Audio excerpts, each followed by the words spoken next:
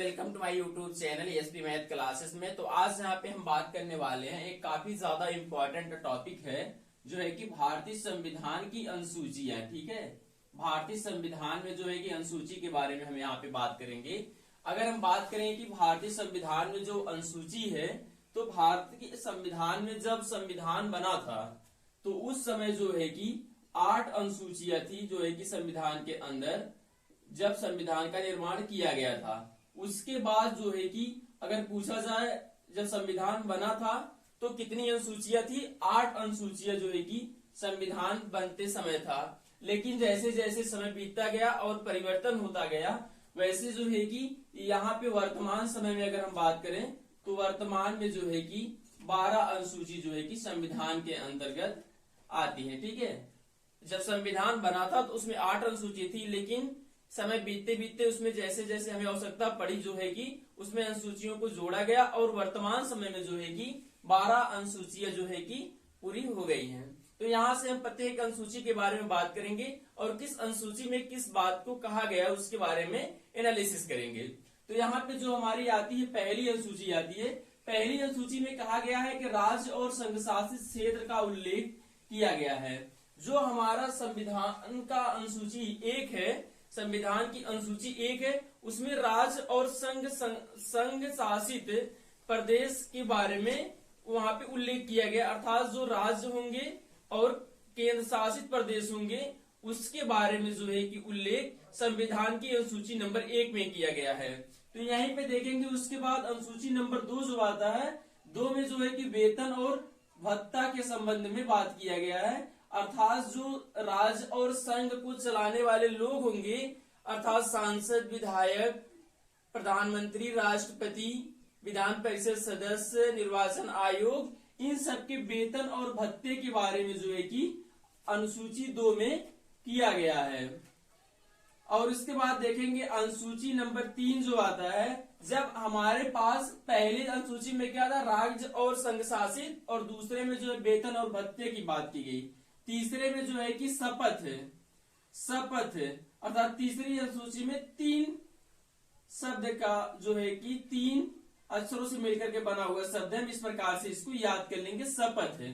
तो जैसे जो हमारे राष्ट्रपति होंगे, प्रधानमंत्री होंगे, सांसद होंगे, विधायक होंगे, मुख्यमंत्री होंगे, राज्यपाल होंगे, इन सब के जो है कि शपथ के बारे में यहाँ पे उल्लेख किया गया अनुसूची नंबर 3 के अंतर्गत। इसके बाद देखेंगे अनुसूची 4। अनुसूची 4 में कहा गया है कि राज्य एवं संघ शासित प्रदेश के राज्यसभा के पदाधिकारी, अर्थात राज्य और केंद्र शासित प्रदेश जो होंगे उस राज्य के पदाधिकारियों के बारे में उल्लेख किया गया है कि उसमें किस किस पदाधिकारी की नियुक्ति किया जाएगा। और उसके बाद आता है अनुसूची नंबर 5।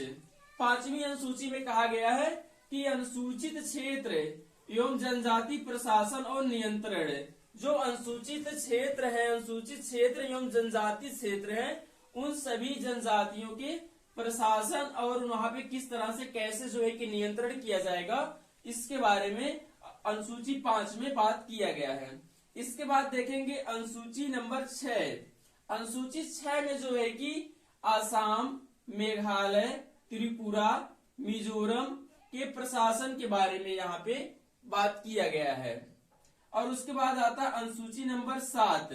इसमें केंद्र और राज्य के बीच में शक्तियों के बंटवारे के बारे में बात किया गया है, अर्थात संघ होता है, संघ में जो है कि कानून बनाने का अधिकार जो होता है केवल केंद्र सरकार को होता है, और राज्य सूची के अंतर्गत जो है कि राज्य जो है कि यहाँ पे कानून बना सकती है। और उसके बाद आता है समावर्ती सूची। समावर्ती सूची के अंतर्गत केंद्र सरकार और राज्य सरकार दोनों कानून बना सकते हैं। यदि राज्य के द्वारा कोई कानून बनाया गया है और उसके बाद केंद्र के द्वारा भी जो है कि कानून बना दिया जाता है, तो वहां पे राज्य के द्वारा बनाया गया कानून जो है कि निरस्त हो जाता है। इसके बाद आता है भाग 8। भाग 8 में जो है कि 22 भाषाओं के बारे में जो है कि जिक्र किया गया, उल्लेख किया गया है। भाषाओं के बारे में जो है कि भाग 22 भाषाएं होंगी, इसके बारे में जो है कि अनुसूची 8 में जिक्र किया गया है। इसके बाद अनुसूची 9 आता है। यह जो है कि अनुसूची जोड़ा गया है, इसमें जो है राज्य द्वारा संपत्ति का अधिकार को अलग किया गया। जो राज्य द्वारा जो है, राज्य के द्वारा जो है कि जो संपत्ति का अधिकार था, इसको जो है कि अनुसूची नंबर 9 के द्वारा अलग किया गया था। अनुच्छेद नंबर जो है अनुसूची नंबर 10 आता है। अनुसूची 10 को जो है कि 52वां संविधान संशोधन 1985 के द्वारा दल बदल कानून जो था इसको पारित किया गया था, और अनुसूची नंबर 10 में जो है कि इसको जोड़ा गया था दल बदल कानून को। इसके बाद आता है अनुसूची 11।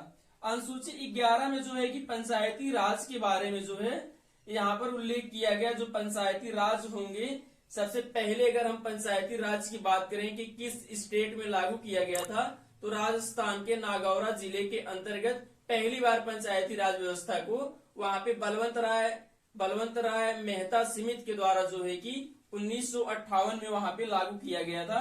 तो अनुच्छेद जो है कि अनुसूची 11 में जो है पंचायती राज का जिक्र किया गया है।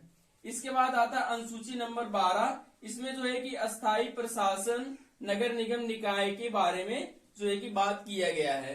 तो यहाँ से सबसे इम्पोर्टेंट आपके अगर अनुसूचियों को देखें तो आपकी सबसे ज्यादा पूछी जाने वाली अनुसूची नंबर 1 है।